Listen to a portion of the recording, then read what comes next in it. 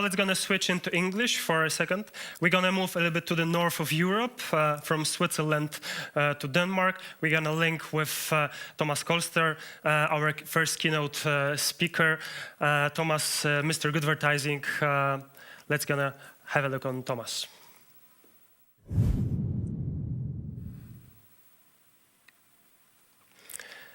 Okay, now we're going to move to our first keynote speakers, Thomas Koster. Hello, Thomas. Good to have you in Poland, in Warsaw, virtually, straight from the north of Europe. I hope it's not as freezing as all these images that we had on Mark Dickens posters. I hope you're well. Your presentation is going to be about purpose and the death of purpose. As BlackRock's CEO said last year, purpose is the only way that brands can survive. Profit is not enough. Now you say the purpose is dead. How come? Thank you so much, Radek. And yes, calling in here from Copenhagen, so we're really bringing people on a bit of an exploration. I'm not in a bathtub, so I guess that's great. Yes, I think for sure purpose has been evolving incredibly since my first book came out, Good Advertising, about a decade ago, so lots have happened. And I think, obviously, I should be extremely happy about the progress that we're seeing, but as probably a lot of you in the audience witness again and again, is that there's lots of criticisms, there's lots of mistakes. So what I'm going to talk a little bit about today is what I call the hero trap, where you put yourself up on this pedestal. So obviously, I'm going to bring you on that journey. And also, before I start, I want to congratulate Mark Dickens and his colleagues on the incredible work that's been done here during the pandemic. These are extremely challenging times, and I hope all of you are staying safe at home as well. So obviously, this is no time to stay quiet as a brand. This is no time to stay quiet as a leader, but this is really about how to get the balance right. Because most of the time when we talk about purpose ends up a little bit like Pokemon. Everybody is searching for it, but nobody really knows why. So hopefully I can shine a little bit of light on that today. So as I mentioned, about a decade ago or so, I wrote a book called Good Advertising.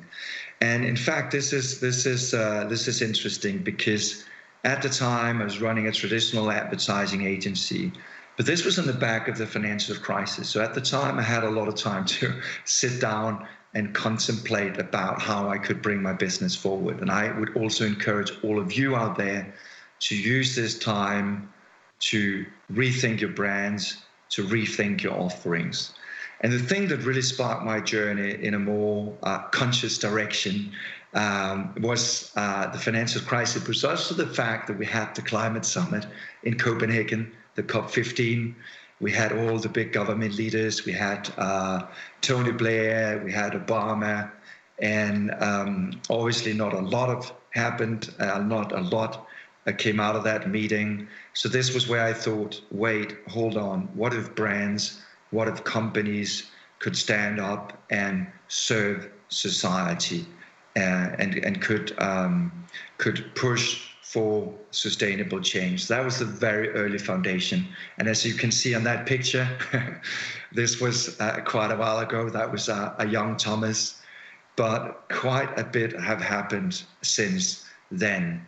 Because if I look today at purpose, if I look today at all the communication that's coming out from companies, it looks a little bit like this. So brands being incredibly busy, sharing all the good stuff they're doing. And that just doesn't look very good. You know, quite often, you know, you hear things like, you know, our marketing campaign obviously reflects our company's belief that we should talk to young people about climate. But most of the time, it's just really to sell more soft drinks. So how to strike that balance, how to strike that real balance between profit and purpose is becoming increasingly difficult.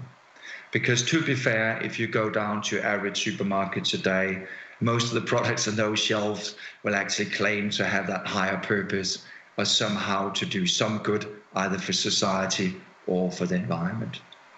And in this space, most people obviously look to purposeful companies like Patagonia and others. And I did as well. I mean, I got to admit that when I wrote my book about a decade ago, Good Advertising, I feel in a way that I did the course a disservice. Maybe at the time it was right, but when everybody's rushing into this space, a new approach is needed. And so often you can't have a sustainability or purpose presentation without having to talk about Patagonia. So let's look at what Patagonia is actually saying when it comes to purpose. We're in the business to save our home planet. That is their purpose, and that is something that probably a lot of you out there is a purpose that probably will resonate with you. But actually, if you listen to that purpose, genuinely, you're putting yourself up on a pedestal and you're saying, as a brand, as a company, as a leader, we're in the business to save our home planet. To me, that does sound a little bit crazy, a little bit megalomaniac, that you think that you as a brand are the ones that's out here to save all of us. And when you put yourself up there, it's very easy to criticize, and it's very easy for you to fall down like a can of soup. So I think a new approach really is needed, because the one picture we don't want to portray is really placing the brand at the very core, something like this, saying, we're in charge, we're going to fix the world. Because as I've studied the last decade or so, the more companies have been talking about doing good, the more all of us have adopted things like the Sustainable Development Goals, and started to talk to consumers about things like plastic-free packaging, etc. It doesn't really seem that we're so successful at really succeeding with the change that's needed. So if you look at this next graph, it does seem like the more we talk about our world-bettering promises, the less it does seem like people are believing us. And there's tons of studies to actually support this claim. One is from Deloitte, so they've been doing a study among millennials, and from 17 to 18, it went from 50% to 66% of young people that today believe that us brands and this call are only dealing with business, they're dealing with purpose to earn more money. So somehow we're not succeeding very well. Secondly, I think a very important part of this is also how do we create the change needed at scale. So here's another fact for you on this next slide. The thing is that 60% of people actually say they want to buy from purposeful brands. And I know there's going to be somebody from Havas a bit later, probably sharing some of the newer numbers of this. These are global numbers. But only 26% of people actually follow through. So there's a gap of 39% of people who doesn't act. They say they want to do something, but they don't do it. So I'm extremely curious about how can we bridge that purpose gap? How can we move people from inaction to action and actually really create a driver for our purpose? And as you might know, this is a possibility for you to answer questions along this little call. And I'll really encourage you to answer this one question that you can do on the app. So think about your company's purpose, really. And do you feel today that people are acting on your purpose, that people are living on your purpose? And there's obviously 3 answers that you can give to this question in the app. One is yes, very much. People feel extremely engaged. Our customers are acting on it. Secondly, yeah, averagely, so, not a lot. Or answer 3, which is no, this is not very visible. So obviously use this opportunity to answer that question on are people acting and living on your purpose? Because this is fundamentally the thing that I'm extremely curious about, how we bridge this purpose gap. But maybe it's not so strange that there is this gap between what we say and what we do. I'm certain that a lot of you recognize that each year around when we come to a new year and we put out these New Year's pledges. And most of the time, a New Year pledge often just ends up being a new beginning to those big, bad, old habits. And I can definitely sign on to that. I think each and every New Year, I promise, yes, I'll go for that little run. You know, I'll probably waste it, you know, lose a few pounds. But, you know, a couple of weeks into January, the sneakers are still lying there in the corridor. And I'm sure that you can recognize that. So for me, we need to ask different questions, because for too long, we have been asking one big question, which is why? Why do we as a brand, as an organization, as a leader exist in this world? And I don't think this exercise is very helpful. As soon as you go down to the supermarket and everybody is screaming purpose, purpose, purpose, who really to believe? I really don't think it's about pitching yourself as a brand and as a leader, as the hero, but really how can you enable people to live those better lives and motivate them to bridge that gap? So there's one central question I feel leaders and organizations today need to ask, and that is, who can you help people become? Because in so many ways, when we look at it, economists have made us believe that we are just motivated by money and status, but that is basically false. Most of us are actually self-motivating. We do things because we love doing them. You know, and I think that is especially true for the advertising world as well, that we can burn the midnight oil just to come with a great idea for the next marketing campaign. So let me share you one example of a company that gets this. And this is actually an example from my backyard. And this was actually a thing that personally I felt that I wanted to cut down on eating meat, and I wanted to embrace a more plant-based diet. So there was this company called Årstiderne, which basically means seasons in Danish. So they do these, and I'm sure that some of you can recognize that as well. They do these boxes of farm fresh produce that's being delivered to your doorstep. But it also does come with a recipe that will teach me how to create either vegan or a vegetarian food. So in that way, they are helping me on that journey. And I was interviewing for the book the CEO, Søren Eilersen, and he really talked about purpose in a different way, because he talked about what he called earth connection. So this idea that it was a journey of self-discovery, that each and one of us had to find that connection with the produce, with the vegetables, and with the earth. And he shared this workshops in the bigger cities in Denmark where people had to harvest beetroot, and for the very first time when harvesting beetroot saw their hands being colored red. And this is probably for the people out there that have green fingers, this is probably something that you can recognize as well. So they are helping their customers on their journey. And so for the most of the time, obviously, you know, when I do my little vegan pie, most of the time I'm successful, and the result comes out a little bit like this next slide, you know, and I have a happy girlfriend, and we are enjoying my new plant-based dining skills.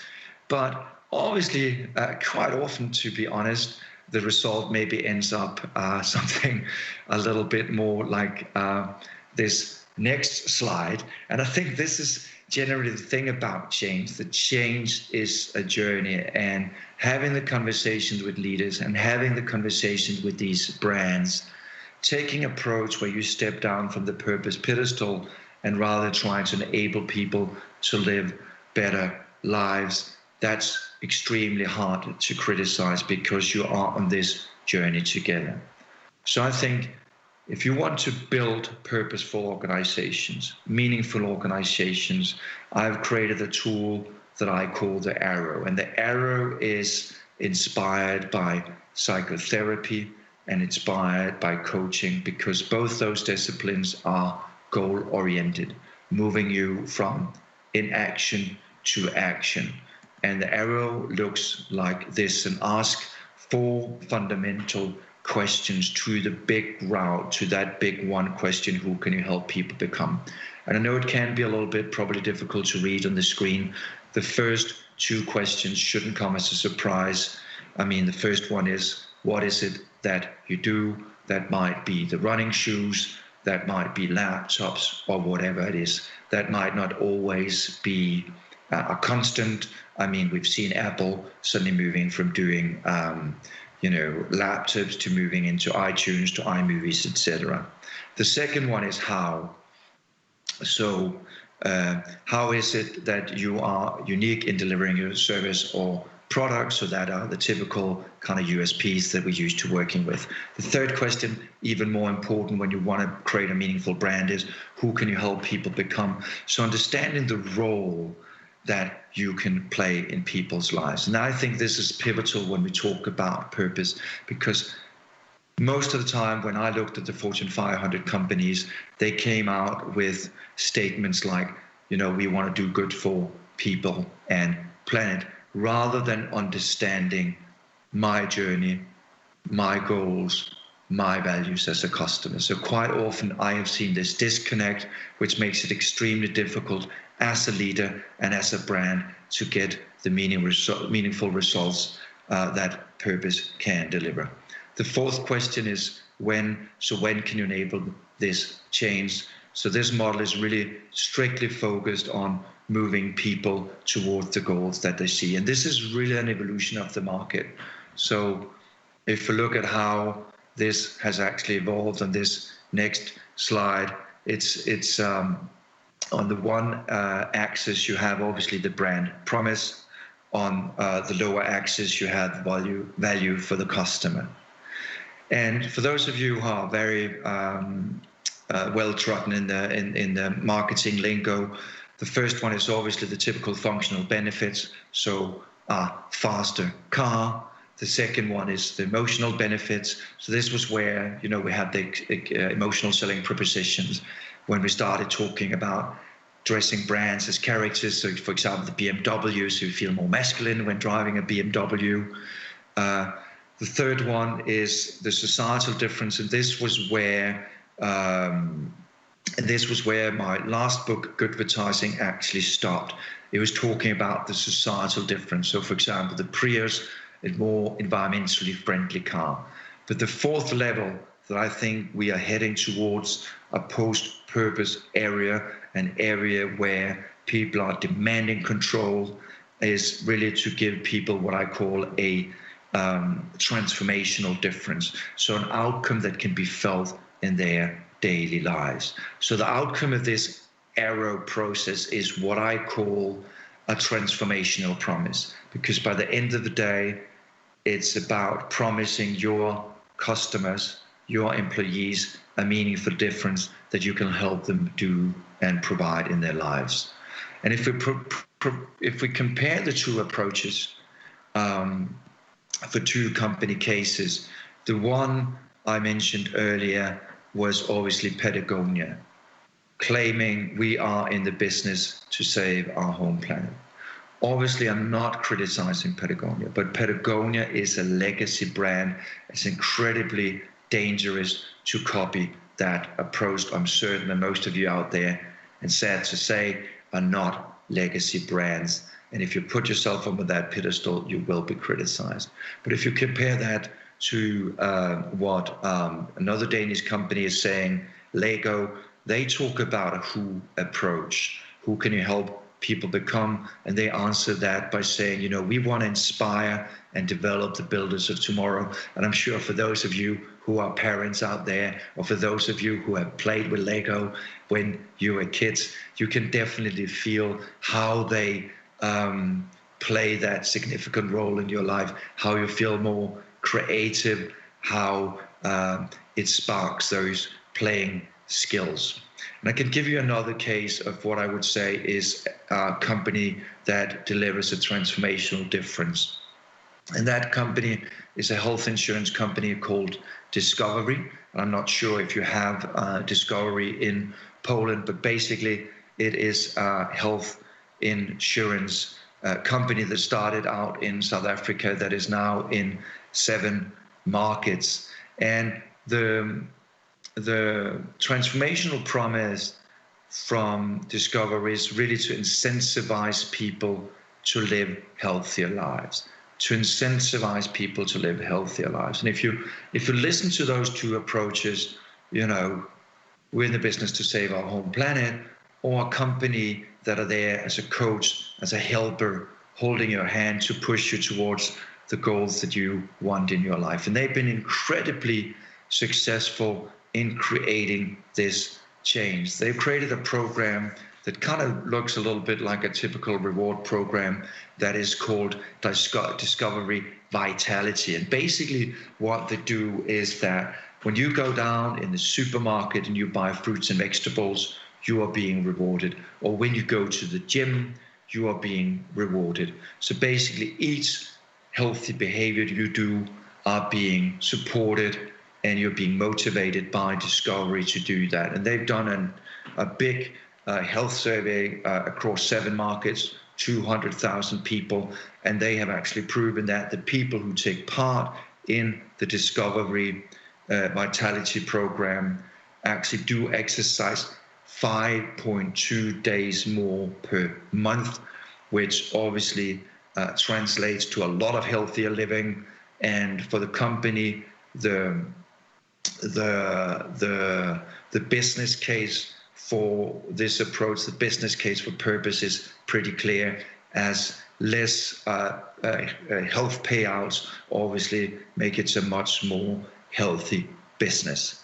But obviously in writing this book, I wanted obviously to investigate this even further and trying to understand this difference between the purposeful approach. This is what we do as a company, compared to the transformational approach. This is what we can enable you to do as a customer.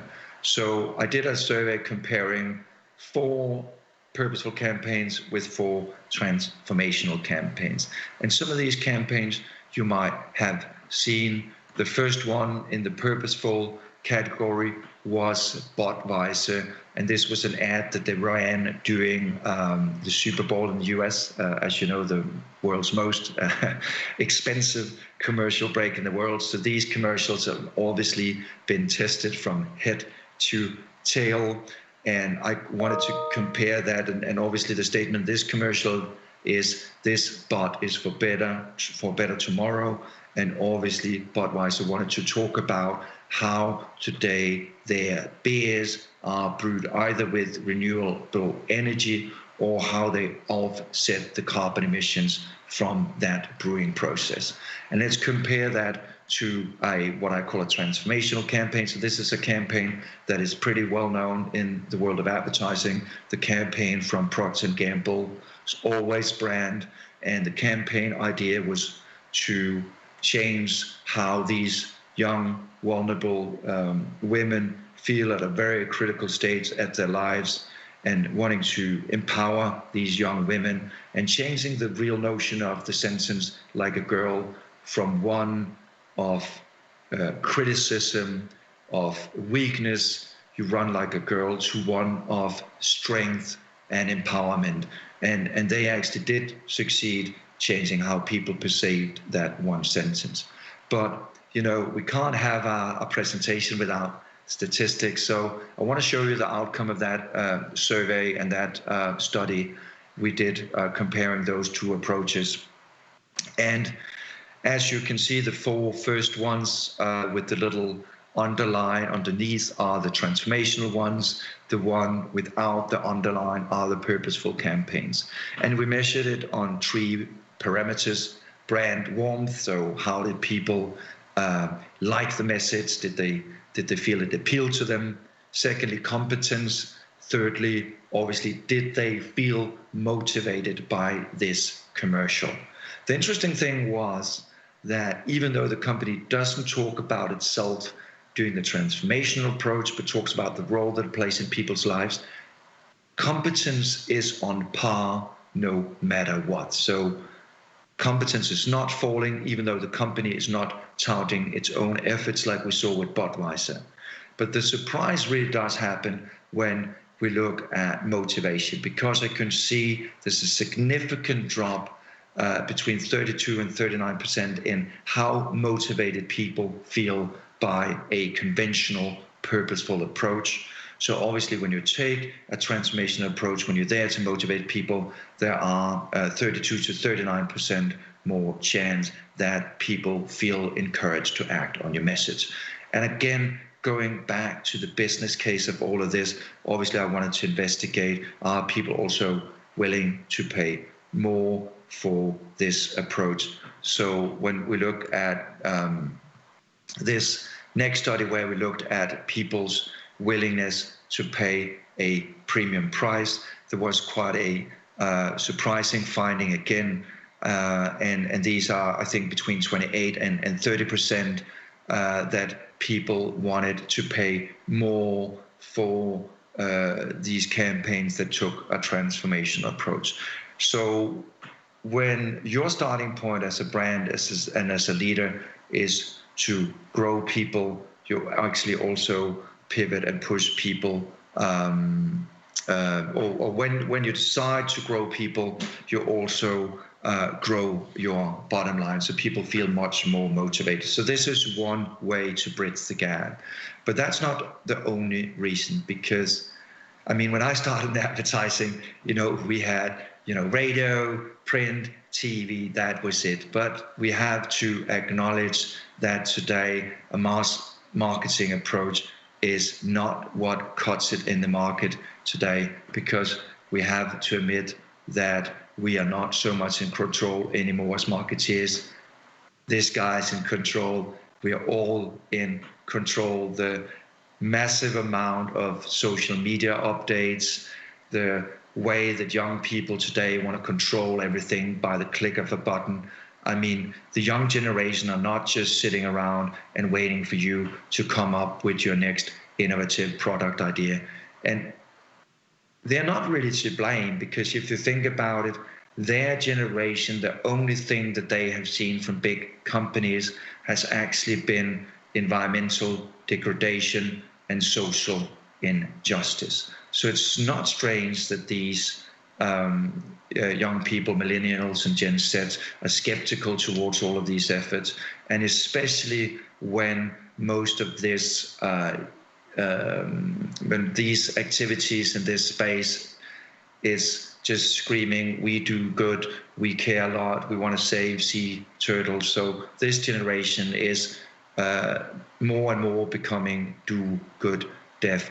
But there's also an interesting part of this, and this is the fact that, in fact, we are seeing young people wanting to play a much more significant role. And this is a study that Edelman did, where young people actually today don't look to brands, don't look to companies to create the change, but they actually look at themselves as the agents of change. And I think this is becoming more and more visible across the whole marketing mix, from products to campaigning. And it does really make sense if you think about it, because we don't just want to sit there as a passive target group. We are, and you've got to respect people for their intellect. You've got to respect people for wanting to take part. There's nothing worse than having a leader or brand coming to you, talking at you, we want to participate. And let me share you one campaign that's been extremely successful in doing this and in answering that one big question: who can you help people become?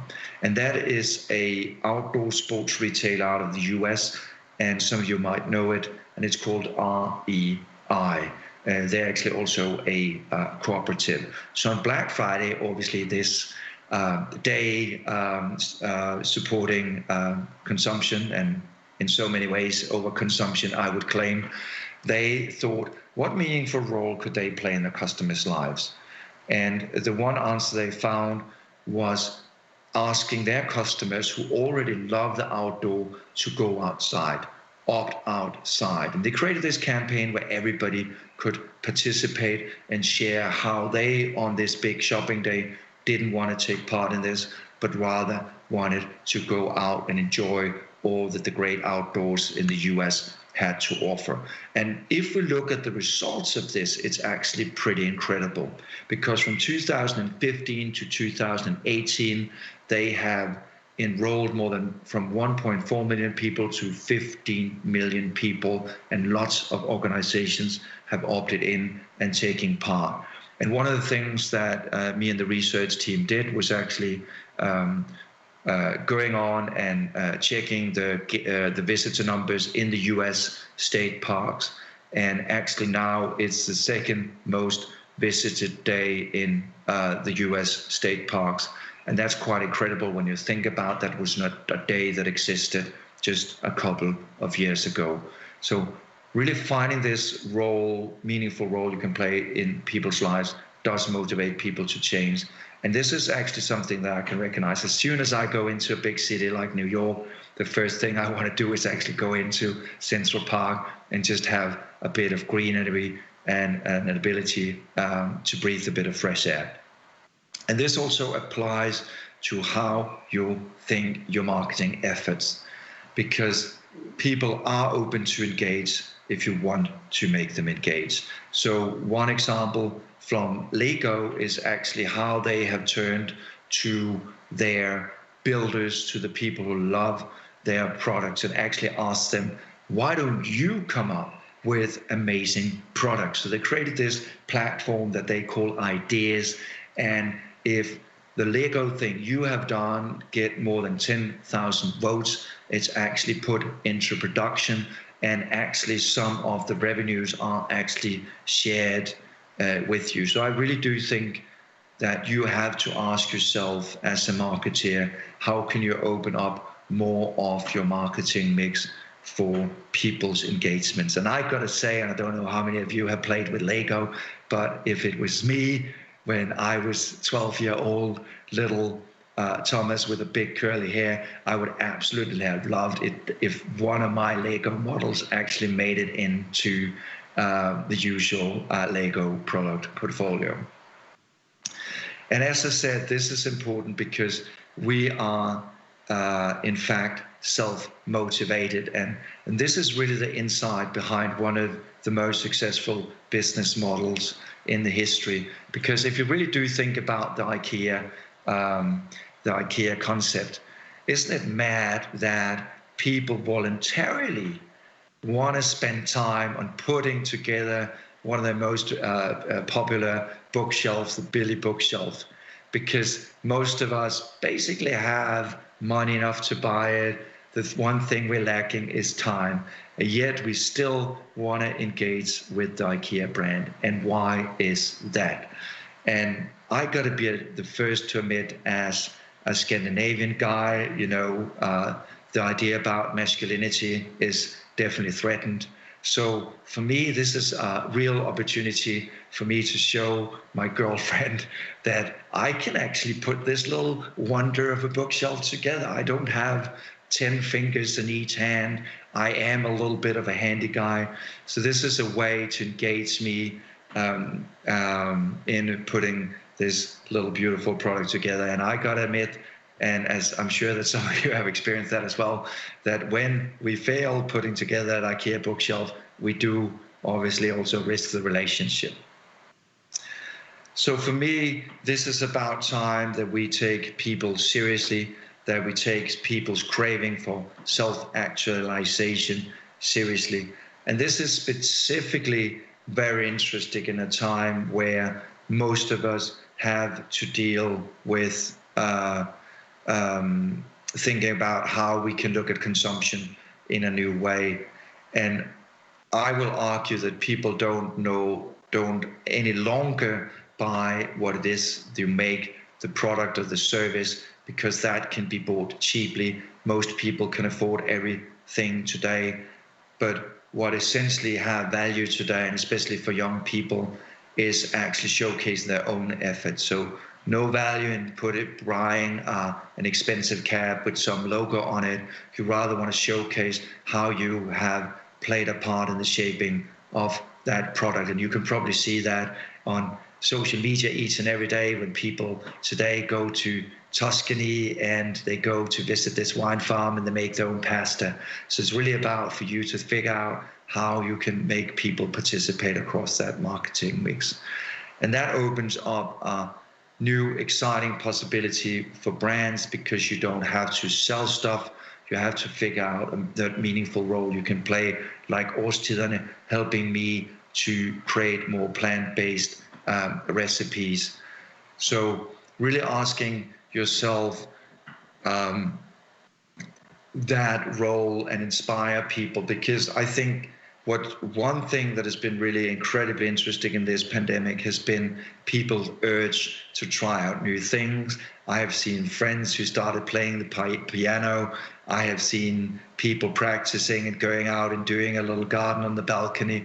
And I think this is really what shapes as all of us as human beings. And I do believe that the foundation and the building blocks of great long-lasting brands are really to find that little human insight, that little that little role that you play in people's lives. And one of the brands that have been successful in pivoting their business model away from just selling products is a US sports retailer called Respect Your Universe, and they actually want to motivate people to do sports no matter the goals in life. And each one of their stores don't only have your typical store environment where you could buy the products, but they actually have a gym.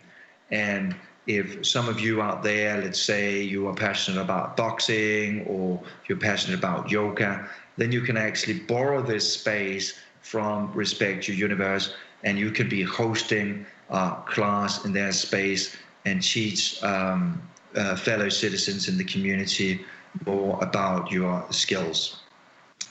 So really thinking about how you can pivot your business models from plugging products. And this is also a new way of looking at leadership, because leadership used to be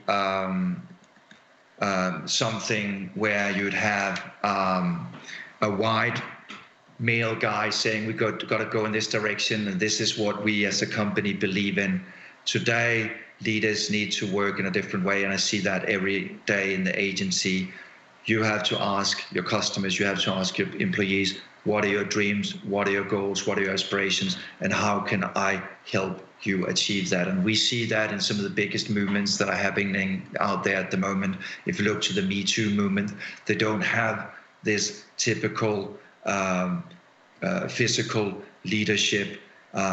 Each and every one of us can understand how we see Me Too apply to us. And even if you see it something as Greta Thunberg and how she has motivated young people all over the world to take part in what is today one of the biggest environmental movements. So there's really no bigger accomplishment for brands to push and help people towards those motives. And when I see some of the outcomes of that, these 3 girls that have taken part in the Opt Outside campaign from I look at their smiles on their face. So this is not just a claim where you say we are so and so sustainable, or where you launch a product that is 30% more plant-based. This is an outcome that people can feel on their own minds and bodies. Or for example, like this little social media update from a mom that talks about how her daughter has teased her dad and older brother that if they ran like a girl, they would probably run a little bit faster. So don't pitch yourself as the heroes anymore. It's incredibly important that you turn your customers into the heroes, because by the end of the day, I think no organization, no leader is greater what they can make people achieve. And this is really where the nail needs, or the hammer needs to hit the nail, because we are at a great turning point today. if you look at the change that needs to happen, and if you look at if you want to motivate brands to bridge that gap of 39% between inaction to action, because the fact is that we are faced with an unprecedented social and environmental challenge, as this sad picture shows across so many things. Our ecosystems degrading. So we are the one generation of leaders, of brands, and as citizens that has to act and that has to create change. And this all rests on us to create that needed change. So I believe that if we want to change the world, that change really needs to begin with each and every one of us out there. So that is really my core message to you, and the challenge that rests in your hand. There is, the brands that we represent in the world of marketing are threatened as never before. We have a big task ahead as navigating at building sustainable and purposeful brands in the right way. And for me, it's really avoiding the hero trap and building meaningful brands by asking this one pivotal question: who can you help people become? So that was a little bit of what I had to share with you here today around purpose and brand activism. And if you have any questions, I'm more than happy to jump onto those as well. So thank you so much.